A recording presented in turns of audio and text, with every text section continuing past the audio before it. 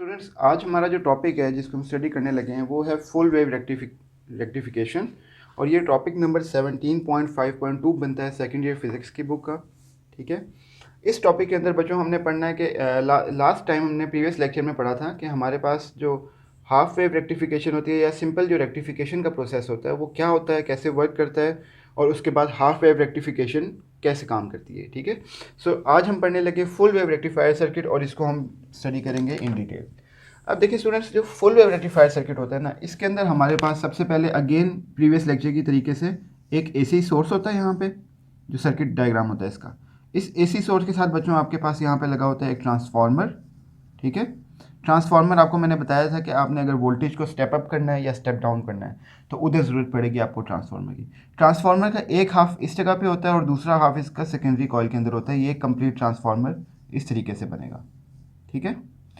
Further बच्चों हमारे पास यहाँ पे लगा होता है एक टॉप के ऊपर एक डायोड, जिस तरीके से हाफ वेव रेक्टिफायर सर्किट में था, और इसी तरीके से एक और डायोड लगा होता है बच्चों आपके पास यहाँ पे बॉटम के ऊपर, जो कि डिस्टिंग्विश करता है, जो कि डिफ्रेंशिएट करता है आपके फुल वेव रेक्टिफायर सर्किट को from the half wave rectifier circuit.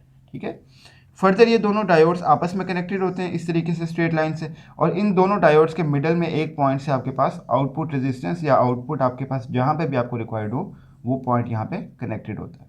और इस आउटपुट का जो दूसरा एज होता है बच्चों वो कनेक्टेड होता है डायरेक्ट आपके पास ट्रांसफार्मर के साथ। सो हम सिंपली कह सकते हैं कि हमारे पास जो डायोड फर्स्ट डायोड है, ये डायोड वन, इस डायोड वन के पीछे जो आपका पॉइंट बन रहा है इसको पॉइंट ए कह लें। डायोड टू के साथ जो बैक पे पॉइंट बन रहा है इसको पॉइंट बी कह लें, और मिडल में जो पॉइंट आ रहा है इसको पॉइंट सी कह लें। और ये आपके पास है बच्चों लोड रेजिस्टेंस। ठीक है। अब देखिए स्टूडेंट्स, ये हमारे पास है एसी सोर्स। अब देखिए स्टूडेंट्स, इनिशियली आपने कहा कि आपने एसी सोर्स लगाया तो एक एसी सिग्नल ने आना है। ठीक है, इस तरीके से साइन वेव की सूरत में। ये जो एसी सिग्नल आएगा ना बच्चों, इस एसी सिग्नल ने वर्क किस तरीके से करना है या ये कैसे आएगा उसको हम देख लेते हैं फर्दर अभी। ओके। सो ये जब एसी सिग्नल पास करेगा, एसी सोर्स से निकलेगा जाकर ट्रांसफार्मर से होता हुआ आपके पास इस सेकेंडरी कॉइल, इस सेकेंडरी सर्किट में एंटर कर जाएगा। सो सेकेंडरी कॉइल में एंटर होने से पहले बच्चों आपके पास इनिशियली आएगा पॉजिटिव साइकिल इस एसी सोर्स का, एसी सिग्नल का। एसी सिग्नल का पॉजिटिव साइकिल एंटर करेगा इस सेकेंडरी कॉइल के अंदर। ठीक है। जब इसका पॉजिटिव साइकिल एंटर करेगा तो आपके पास टॉप पे यहाँ पे पॉजिटिव साइन आ जाएगा। ठीक है। सिमिलरली इस टॉप के कॉरेस्पॉन्डिंग जो लोअर बॉटम होगा इस पर नेगेटिव साइन आना चाहिए अगर टॉप पे पॉजिटिव है तो। फर्दर आपके पास ये अगर पॉजिटिव है तो ओवरऑल आउटपुट रेजिस्टेंस से होते हुए जो वापस वायर आ रही है उस पर भी नेगेटिव साइन आना चाहिए ताकि आपका सर्किट कंप्लीट हो सके। ठीक है। सो अब देखिए, जब आपका पॉजिटिव साइकिल का आएगा ना, जब एक साइकिल का पॉजिटिव हाफ आएगा तो इस पॉजिटिव हाफ के लिए बच्चों आपका डायोड वन का जो पी टाइप सिस्टम होगा वो कनेक्ट हो जाएगा पॉजिटिव से, यानी कि वो फॉरवर्ड बायस्ड हो जाएगा। सिमिलरली डायोड टू का जो पी टाइप होगा वो कनेक्ट हो जाएगा नेगेटिव से, तो आपका ये वाला सिस्टम, ये वाला डायोड बेसिकली रिवर्स बायस्ड हो जाएगा। तो रिवर्स बायस के अंदर आपको पता है कि ये वाला डायोड अब कंडक्ट नहीं करेगा, ये डायोड अब एक तरह से बेकार हो चुका है। तो हमारे पास जो कंडक्शन होगी वो सिर्फ और सिर्फ D1 से होगी। तो पॉजिटिव साइकिल जैसे ही एंटर करेगा पॉइंट ए पॉजिटिव हो जाएगा, डायोड वन आपका जो है वो फॉरवर्ड बायस हो जाएगा, यहाँ से आपके पास करंट फर्दर आगे ट्रैवल करेगा। ट्रैवल करके जब वो फर्दर आगे जाएगा तो बच्चों नीचे आके यहाँ डायोड टू से अगर वो पास करना चाहे तो डायोड टू तो रिवर्स बायस्ड है, तो इसमें से वो सिग्नल पास नहीं कर सकेगा। तो उसको एक ही रास्ता मिलेगा, ये जो पॉइंट लगा हुआ है ना यहाँ पे पॉइंट ई कह लें इसको, ये ई पॉइंट पे इसको रास्ता मिल जाएगा करंट को। ये ई पॉइंट से होता हुआ लोड रेजिस्टेंस की तरफ चला जाएगा। ठीक है। अब लोड रेजिस्टेंस से पास करेगा, लोड पे हमारे पास आउटपुट है जो हमें चाहिए, जो भी हमारे पास कोई डिवाइस लगी हुई है या कोई भी चीज़ है, सो उसके अक्रॉस हमें यहाँ पे आउटपुट मिल जाएगी। उस आउटपुट से होता हुआ वो करंट वापस आएगा और ट्रांसफार्मर पे आके एंड कर जाएगा, यानी कि आपका एक सर्किट, एक साइकिल कंप्लीट हो जाएगा पॉजिटिव हाफ के लिए। फर्दर जब आपका ये नेगेटिव हाफ आएगा ना बच्चों, तो नेगेटिव हाफ के टाइम पे जहाँ पे आपके पास पहले पॉजिटिव साइंस थे वहाँ पे अब नेगेटिव साइंस हो जाएंगे। लाइक पॉइंट ए पे नेगेटिव साइन आ जाएगा, पॉइंट सी पे आपके पास अब पॉजिटिव आ जाएगा, पॉइंट बी पे अगेन अब आपके पास यहाँ पे पॉजिटिव आ जाएगा। ठीक है। सो अब देखें आप बच्चों कि आपका डायोड वन जो है for the negative half cycle, diode one हो जाएगा यहाँ पे कनेक्टेड, उसका पी टाइप कनेक्टेड हो जाएगा नेगेटिव साइन से, तो ये हो जाएगा reverse biased diode one. Similarly diode two जो है इसका आपके पास पॉइंट बी बेसिकली कनेक्ट हो जाएगा टू द पॉजिटिव, तो पी टाइप पॉजिटिव से कनेक्ट हुआ तो डायोड 2 फॉरवर्ड बाइस्ड हो गया, ठीक है। सो अब जो आपका साइकिल आएगा यहाँ से, वो साइकिल बेसिकली अब पास करेगा पॉजिटिव से, यानी कि बी से एंटर करेगा, एंटर करके फॉरवर्ड बायस D2 से पास करता हुआ D1 की तरफ अगर जाएगा तो D1 रिवर्स बायस्ड है, तो यहाँ से फर्दर ट्रेवल नहीं कर सकेगा वो। तो वो क्या करेगा, वो भी पॉइंट E से होता हुआ आउटपुट पे जाएगा, आउटपुट से होता हुआ बाहर जाते हुए वापस ट्रांसफार्मर से आके कनेक्ट हो जाएगा। तो आपको जो आउटपुट मिलेगी फॉर द पॉजिटिव, अगर हम इनिशियल वाले केस की बात करें पॉजिटिव हाफ साइकिल, तो पॉजिटिव के लिए तो पॉजिटिव P की मिल जाएगी इस तरीके से। लेकिन अब नेगेटिव के लिए भी आपको डायरेक्शन करंट की सेम ही मिल रही है, इसी डायरेक्शन में, तो डायरेक्शन में चेंज नहीं आ रहा आपके। D1 से चाहे आए करंट या D2 से आए, आपके पास डायरेक्शन RL की क्रॉस करंट की सेम रहेगी। तो यहाँ पे जो आपको नेगेटिव हाफ कन्वर्ट होकर मिलेगा वो भी अगेन पॉजिटिव डायरेक्शन में ही मिलेगा, एक ही डायरेक्शन में मिलेगा इस तरीके से। एंड सो ऑन, जितने भी यहाँ पे AC सिग्नल्स आएंगे, जितने भी यहाँ पे साइकिल्स आएंगे, वो सारे के सारे बच्चों एक ही डायरेक्शन में आपको इस तरीके से वापस मिल जाएंगे।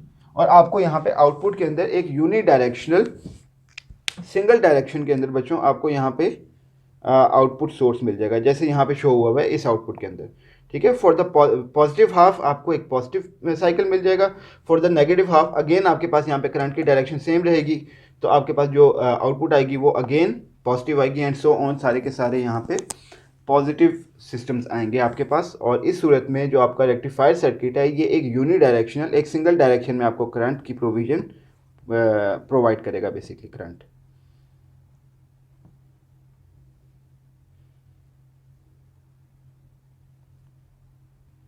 सो बच्चों, ये जो आपका पूरा सिस्टम है ना, ये सर्किट जो बना हुआ है, इस सर्किट को हम बेसिकली नाम देते हैं centre taped full wave transformer का। बेसिकली ये जो आपके पास ट्रांसफार्मर लगा हुआ है ना, ये ट्रांसफार्मर होता है बच्चों centre taped transformer, centre taped transformer, ठीक है।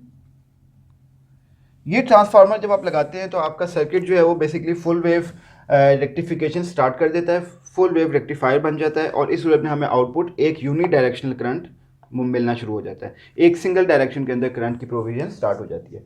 फर्दर हमारे पास ये जो स्टूडेंट्स जो डिसएडवांटेज होता है इस पूरे सर्किट का, वो डिसएडवांटेज ये है कि जो सेंटर टेप ट्रांसफार्मर है ना, ये बेटा बेसिकली एक्सपेंसिव। स्टूडेंट्स आप देख सकते हैं यहाँ पे फुल वेव रेक्टिफिकेशन का सर्किट जो भी हमने एक्सप्लेन किया सारा, उसके अंदर जब आपके पास ये पॉजिटिव साइकिल आएगा फर्स्ट वाला AC सोर्स का, तो उसके लिए आपका डायोड 1 पॉजिटिव से कनेक्ट हो जाएगा, फर्दर वो पास करता हुआ करंट आपके पास RL से होता हुआ वापस ट्रांसफार्मर में आ जाएगा और सर्किट कंप्लीट हो जाएगा। सिमिलरली जब आपको ये नेगेटिव हाफ आएगा, सो इस सूरत में भी आपके पास करंट की डायरेक्शन फर्स्ट बन रही थी डाउनवर्ड में, ठीक है, पॉजिटिव के लिए। अब देखिए जब नेगेटिव साइन आएगा तो नेगेटिव साइन के लिए आपके पास, क्योंकि साइकिल चेंज हो गया ना, कन्वर्ट हो गया, सो जहाँ पे पॉजिटिव पोलैरिटी थी वहाँ नेगेटिव पोलैरिटीज हो जाएंगी। सो अब आप देखेंगे बेटा कि आपका डायोड 1 जो है वो नेगेटिव साइन से कनेक्ट हो जाएगा, डायोड 2 आपका पॉजिटिव से कनेक्ट हो जाएगा, ठीक है। सो जहाँ से जो डायोड आपके पास फॉरवर्ड बायस हो जाएगा, पॉजिटिव से कनेक्ट होगा, वो डायोड 2 होगा। तो नेगेटिव साइकिल के लिए डायोड 2 का करंट आपके पास यहाँ से फॉरवर्ड बायस करंट आपके पास यहाँ से डायोड 2 से पास करेगा, पास करता हुआ फर्दर जब वो ऊपर की तरफ जाएगा तो डायोड 1 आपके पास रिवर्स बायस है, तो वो यहाँ से पास नहीं कर सकेगा, जबकि वो इस पॉइंट से होता हुआ लोड रेजिस्टेंस की तरफ चला जाएगा।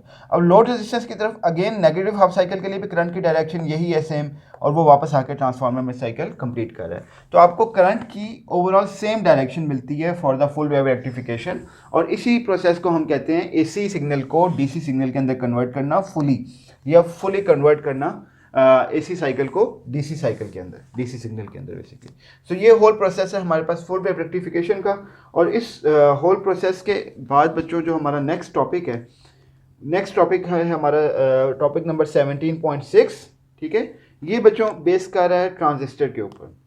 सो अब ये किस तरीके से वर्क करता है उसको हम स्टडी करेंगे, ट्रांजिस्टर की बेसिक्स को समझेंगे क्या होती हैं, और फर्दर उसकी थोड़ी सी हिस्ट्री भी देखते हैं। तो स्टूडेंट्स नेक्स्ट टॉपिक है हमारे पास टॉपिक नंबर 17.6 ट्रांजिस्टर, ठीक है। ट्रांजिस्टर के बारे में बच्चों कहा जाता है कि ये बेसिकली एक back to back PN junction का कम्बिनेशन है। Back to back PN junction का मतलब क्या है कि हमारे पास एक PN जंक्शन होता है ना इस तरीके से, ये आपके पास एक साइड उसकी P टाइप होती है, एक साइड उसकी N टाइप होती है, ठीक है। अगर हम इस PN जंक्शन के साथ एक और कंबाइन कर दें जंक्शन, किस तरीके से कंबाइन होगी, आपके पास यहाँ पे लेट्स से स्टार्टिंग में आपके पास P टाइप था, तो यहाँ पे भी अगर आप P टाइप कनेक्ट कर दें सो अब देखें, अगर आप सिर्फ इस हाफ को देखेंगे तो ये पी एन जंक्शन बन गया, अगर आप इस हाफ को देखें तो ये अगेन एन पी जंक्शन बन गया या पी एन जंक्शन बन गया। तो एक back to back p n junction को हम नाम देते हैं ट्रांजिस्टर का। इसके अलावा बच्चों हम इसको ट्रांस कंडक्टेंस भी कहते हैं, या हम इसको वेरिएस्टर भी कहते हैं, या वेरिएबल रेजिस्टर भी कहते हैं। तो बेसिकली होता क्या है कि आपके पास यहाँ पे मैं पहले लिख देता हूँ कि क्या क्या पॉइंट्स होते हैं। Back to back p n junction first of all, ठीक है। इसके बाद बच्चों हम इसको नाम दे सकते हैं ट्रांस कंडक्टेंस का, ट्रांस कंडक्टेंस, या हम इसको नाम दे सकते हैं वेरिस्टर का, या फिर हम इसको कह देते हैं वेरिएबल रेजिस्टर, वेरिएबल रेजिस्टेंस, ठीक है। अब बच्चों इसकी मैन्युफैक्चरिंग कैसे होती है या ये किस तरीके से हमारे पास बनाया जाता है, कंस्ट्रक्शन क्या है, हम उसको फर्दर स्टडी करेंगे अभी। उससे पहले आप समझ लें कि इसकी हिस्ट्री क्या है बेसिकली। सो बेटा जो ट्रांजिस्टर है वो बेसिकली दो साइंटिस्ट थे, एक था जॉन बिडेन था, और सेकंड था आपके पास विलियम शॉर्टकी, ठीक है। सो इन दोनों साइंटिस्ट ने मिल के इन्वेंट किया था ट्रांजिस्टर को, और बेल लेबॉर्ट्रीज के अंदर ये वर्क कर रहे थे, तो वहाँ पे इन्होंने इन्वेंशन की थी ट्रांजिस्टर की। फर्दर हमारे पास बच्चों जो ट्रांजिस्टर होता है ना, बेसिकली इस ट्रांजिस्टर की आगे फर्दर टाइप्स होती हैं डिफरेंट, ठीक है। अब डिफरेंट टाइप्स के अंदर हमारे पास कौन कौन सी टाइप्स होती हैं उनको देख लेते हैं। सो टाइप्स ऑफ ट्रांजिस्टर्स देखें, यहाँ पे 3 टाइप्स के हमारे पास ट्रांजिस्टर होते हैं बच्चों। फर्स्ट टाइप होती है आपके पास बायपोलर जंक्शन ट्रांजिस्टर, BJT कहते हैं इसको, ठीक है, bipolar junction transistor. Second type होती है आपके पास बच्चों FET, फील्ड इफेक्ट ट्रांजिस्टर्स, ठीक है, FET। और थर्ड टाइप होती है आपके पास मॉसफेट्स की, MOSFET। ये फील्ड इफेक्ट ट्रांजिस्टर्स की ही फर्दर एक टाइप है, ठीक है। हमारा जो मेन फोकस होगा ना FSC लेवल पे स्टूडेंट्स, वो होगा मेनली BJTs के ऊपर, बायपोलर जंक्शन ट्रांजिस्टर्स के ऊपर, ठीक है। बाकी दो जो ट्रांजिस्टर्स हैं इनके ऊपर हमारा मेन फोकस अभी नहीं होगा। तो BJTs के अंदर बच्चों हम स्टडी करते हैं आगे 2 और टाइप्स। एक हमारे पास कहलाती है NPN ट्रांजिस्टर, ठीक है। NPN के अंदर N टाइप फर्स्ट पे होता है, P टाइप मिडिल में होता है, N टाइप अगेन लास्ट में होता है। और सेकंड टाइप होती है बच्चों हमारे पास PNP ट्रांजिस्टर। PNP अगेन आपके पास यहाँ पे जिस तरीके से शो हुआ है यही वाली टाइप होती है। हम इन 2 टाइप्स को मेनली स्टडी करते हैं, और इन दोनों टाइप्स में भी बच्चों हमारा मेन फोकस होता है NPN ट्रांजिस्टर पे। उसकी रीज़न है कुछ, वो रीज़न आपको जब कंस्ट्रक्शन पता चलेगी ट्रांजिस्टर की तो उसमें फर्दर आगे क्लैरिफाई हो जाएगी।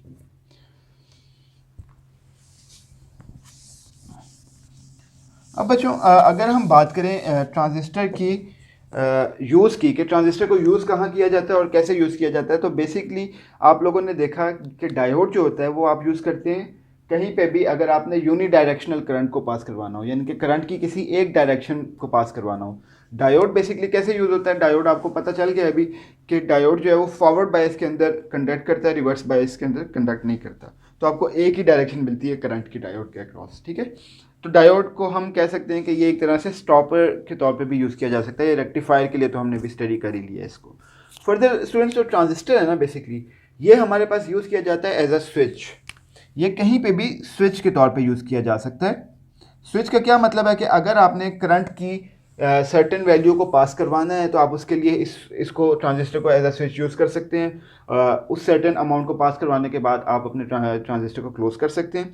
फर्दर आपके पास स्टूडेंट्स जो ट्रांजिस्टर का साइज़ होता है ना, साइज़ के बारे में अगर हम बात करें तो ये बहुत ही स्मॉल साइज़ होता है, मिनिएचर स्विच का भी नाम इसको दिया जाता है। काफ़ी स्मॉल होता है, इतना स्मॉल होता है कि आपके पास जो कंप्यूटर होता है ना स्टूडेंट्स, आम सिंपल कंप्यूटर, उसके अंदर जो प्रोसेसर चिप होती है, इंटेल की चिप जिसे हम कहते हैं, ठीक है।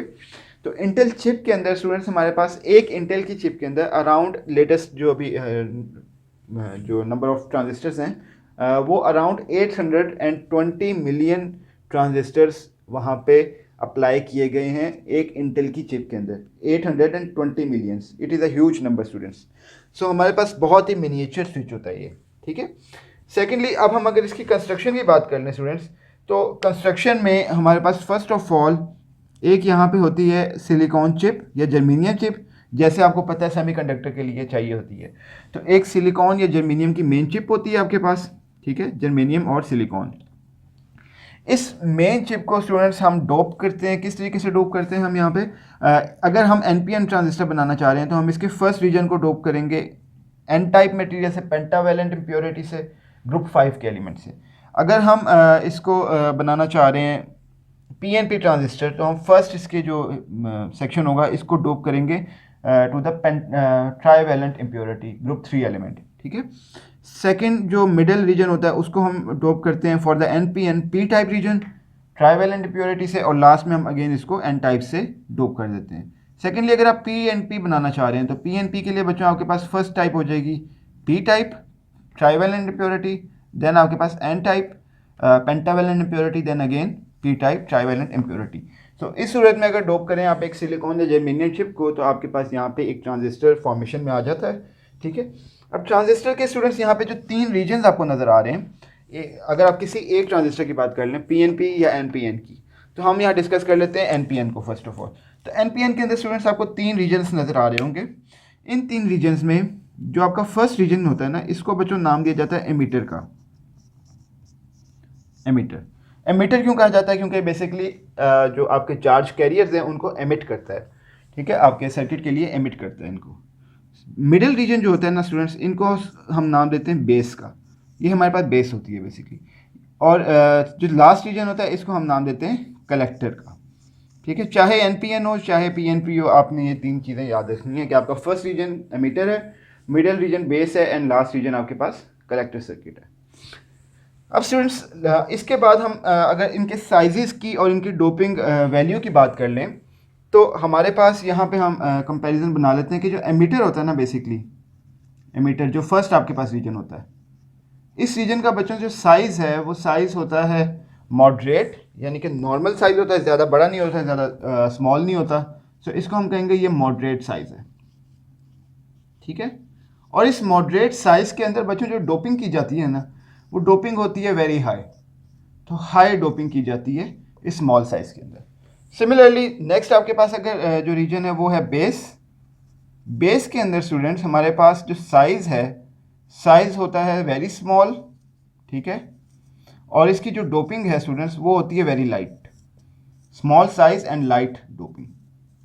ठीक है, लास्ट हमारे पास जो रीजन है उसको हम नाम देते हैं कलेक्टर का, और कलेक्टर का साइज़ जो है स्टूडेंट्स वो होता है लार्ज, या इसको लार्ज कह लें, लार्ज साइज़ होता है। और इसकी जो डोपिंग की जाती है ना स्टूडेंट्स, डोपिंग होती है इसकी मॉडरेट, नॉर्मल डोपिंग होती है, ज़्यादा कोई हाई डोपिंग नहीं की जाती इसकी।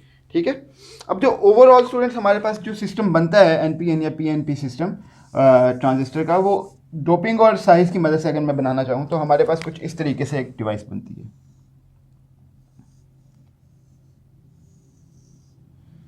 ठीक है, ये एक सिलिकॉन जर्मेनियम चिप होगी। इसके अंदर आपके पास जो एमीटर है उसका साइज़ क्योंकि मॉडरेट है तो हम उसको साइज़ जो है वो नॉर्मल सा ड्रॉ करेंगे यहाँ पे, इतना सा। ठीक है, इसके बाद जो बेस है उसका साइज़ होता है स्मॉल, तो हम बेस को यहाँ पे स्मॉल कर देते हैं एज़ कम्पेयर टू एमीटर और एज़ कम्पेयर टू कलेक्टर, और जो कलेक्टर है उसका साइज़ दोनों से लार्ज हो गया। फर्दर स्टूडेंट्स हम अगर बात करें यहाँ पे डोपिंग की, तो डोपिंग एमीटर की होती है हाई।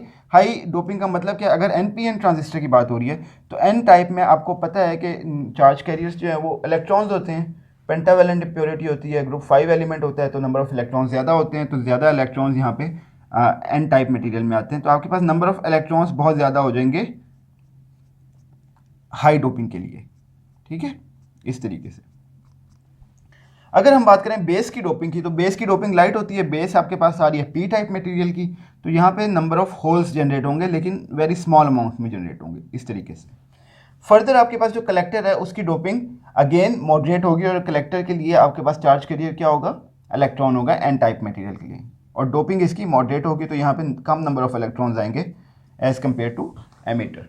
ठीक है, सो ये हमारे पास जनरल एक डायग्राम बन जाती है इस तरीके से डोपिंग के हिसाब से।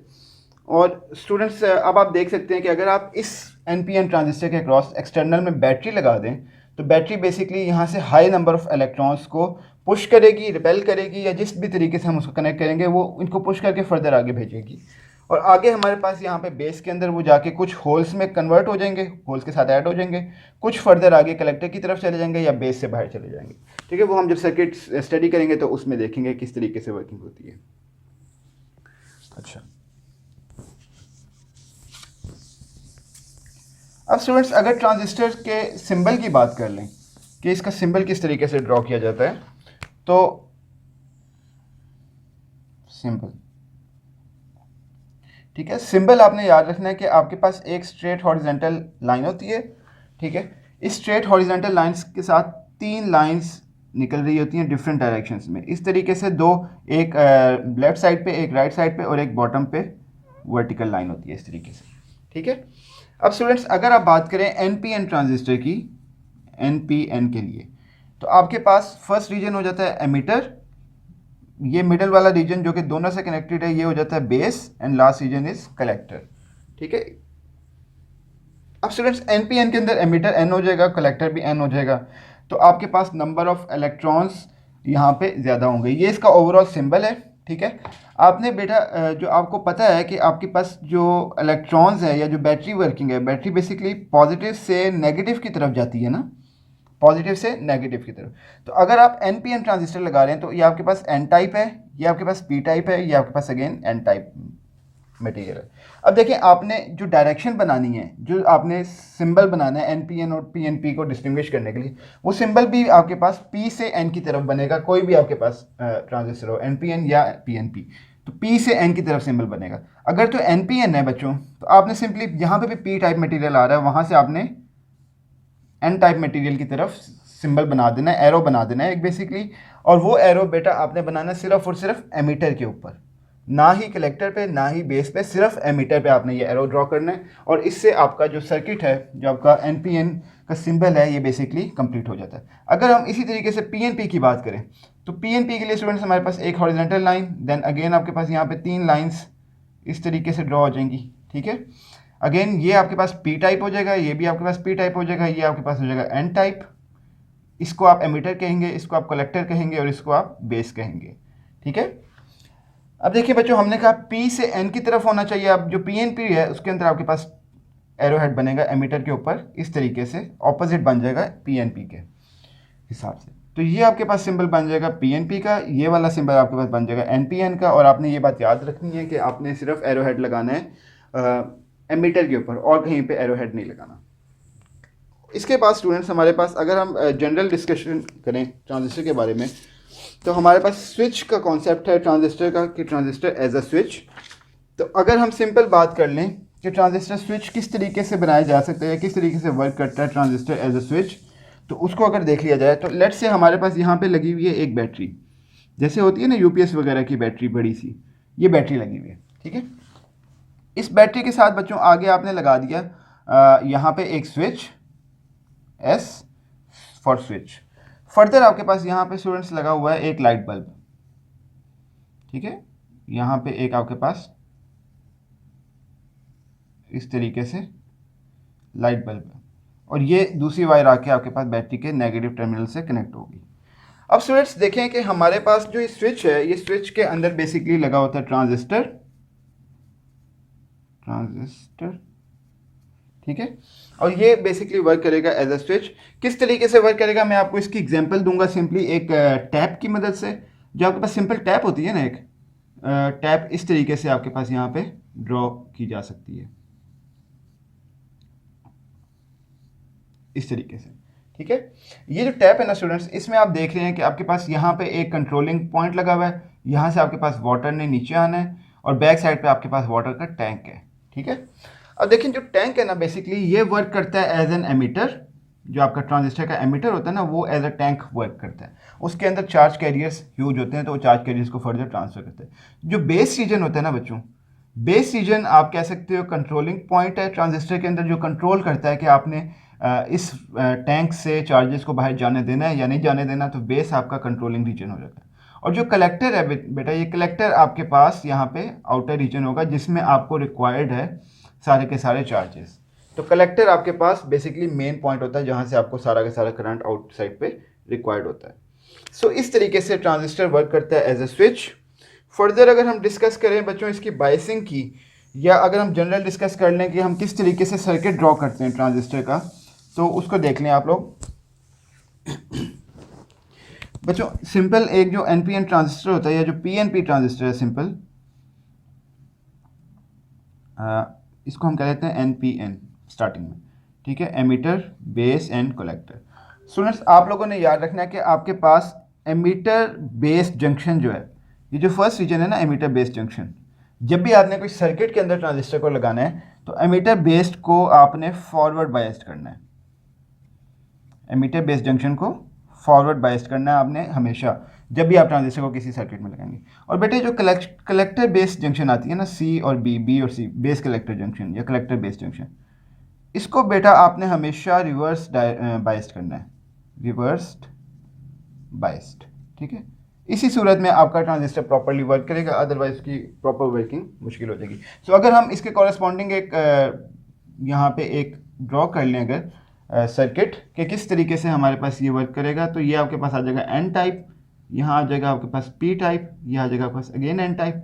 फर्दर हमने कहा कि हमने फर्स्ट एमीटर बेस को करना है रिवर्स बायस्ड, एन टाइप जो है वो आपके पास फॉरवर्ड बायस करना है, तो फॉरवर्ड बायस के लिए रिवर्स एन टाइप जो है वो बेसिकली आपके पास कनेक्ट होना चाहिए नेगेटिव साइन से, तो हमारी जो बैटरी लगेगी यहाँ पे उसका नेगेटिव कनेक्ट हो जाएगा एन टाइप से इस तरीके से, ठीक है। फर्दर आपके पास स्टूडेंट्स जो आगे यहाँ पे जो कलेक्टर बेस रीजन है इसमें आपने करना है इसको रिवर्स बायस, तो रिवर्स बायस करने के लिए आपको एन टाइप को पॉजिटिव से कनेक्ट करना पड़ेगा इस तरीके से, ये आपका रिवर्स बायस्ड हो जाएगा और ये दोनों आपस में कनेक्ट हो जाएंगे। और जो बेस से आपके पास वायर आ रही होगी, बेस से वायर इनके साथ कनेक्ट होगी और कनेक्ट होने के बाद फर्दर ये आगे ग्राउंड कर दी जाती है इस तरीके से, ठीक है। सो ये हमारे पास एक कंप्लीट एक सर्किट टाइप बन जाता है एनपीएन ट्रांजिस्टर का, या पीएनपी ट्रांजिस्टर का भी सेम बनता है। बेटा जो बैटरी आप लगाएंगे एमीटर और बेस के साथ, इसको हम नाम देते हैं वी डबल बी का, वी बी बी का, ठीक है। और जो बैटरी लगाई जाती है कलेक्टर बेस के साथ, इसको हम नाम देते हैं वी सी सी का, ठीक है। ये नेमिंग आपने याद कर लेनी है। ये कलेक्टर के साथ लगाई जाती है V C C, V B B लगाई जाती है आपके पास एमीटर के साथ, ठीक है। अच्छा, इसके बाद स्टूडेंट्स हम कन्फिग्रेशन की बात कर लेते हैं ट्रांजिस्टर की डिफरेंट कन्फिग्रेशंस के बारे में। तो हम ट्रांजिस्टर को डिफरेंट तरीके से कन्फिग्रेट कर सकते हैं। अब अगर बात करें हम कौन कौन से मेन पॉइंट्स हैं जिन पे हम यहाँ पे कन्फिग्रेट कर सकते हैं। सो बेटा जो आपके पास कॉमन पॉइंट होता है ना, जैसे इस केस में हमने कॉमन किया बेस को हमने दोनों के साथ कनेक्ट कर दिया, एमीटर के साथ भी और कलेक्टर के साथ भी। सो आपके पास फर्स्ट ऑफ ऑल यहाँ पे बेस को कॉमन किया जा सकता है, ठीक है। एनपीएन या पीएनपी ट्रांजिस्टर के अंदर बेस को कॉमन किया जा सकता है और इस बेस को कॉमन करने को हम बेसिकली नाम देते हैं कॉमन बेस कन्फिग्रेशन का, ठीक है, कॉमन बेस कन्फिग्रेशन। सिमिलरली बच्चों अगर हम बात करें सेकंड पॉइंट की, तो हम यहाँ पे एमीटर को भी दोनों के साथ कॉमन कर सकते हैं। तो हमारे पास जो सेकंड कन्फिग्रेशन बनती है वो बनती है एमीटर, कॉमन एमीटर कन्फिग्रेशन। और जो थर्ड हमारे पास कन्फिग्रेशन बनेगी वो बन जाएगी कॉमन कलेक्टर कन्फिग्रेशन। तो कलेक्टर को भी आप यहाँ पे कॉमन कर सकते हैं किसी भी सर्किट के अंदर। और इस तरीके से स्टूडेंट्स हमारा जो ट्रांजिस्टर है उसकी डिफरेंट कन्फिग्रेशंस को बनाया जा सकता है और यूज़ किया जा सकता है। सो उम्मीद करता हूँ कि आपको ट्रांजिस्टर का बेसिक्स अंडरस्टैंड कर लिया होगा आप लोगों ने। इसके अलावा स्टूडेंट्स हम लोग फर्दर आगे पढ़ेंगे ट्रांजिस्टर की डिफरेंट कॉमन कन्फिग्रेशंस को, और उसके बाद हम लोग ट्रांजिस्टर को यूज़ करेंगे एज एन एम्पलीफायर और इस एज अ स्विच भी यूज़ करेंगे, एज एन एम्पलीफायर भी यूज़ करेंगे और फर्दर स्टडी करेंगे कि वो किस तरीके से वर्क करता है। Okay students.